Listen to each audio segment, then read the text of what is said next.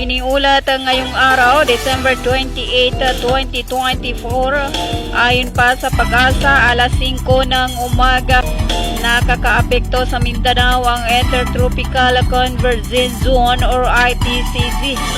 Ang rehiyon ng Bangsamoro Autonomous Region in Muslim Mindanao ay makakaranas sa maulap hanggang sa maulap na kalangitan na may pulo-pulo na pag-ulan na kidlat at kulog dulot ng ITCZ. Posible naman itong magdudulot ng pagbaha at pagbuhos ng lupa kapag patuloy ang pagbuhos ng ulan o may severe thunderstorm.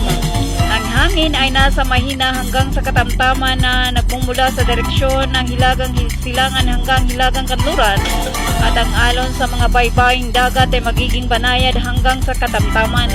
Ang temperatura ay 30.0 degrees Celsius hanggang 22.9 degrees Celsius.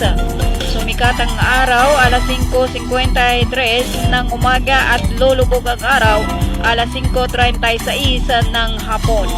Ito ang weather update kasama ang MOST Farm Cotabato City sa pangunguna ni Minister MP Engineer Aida M. Silungan, PhD. Laging handa, laging alerto mga kabangsamoro.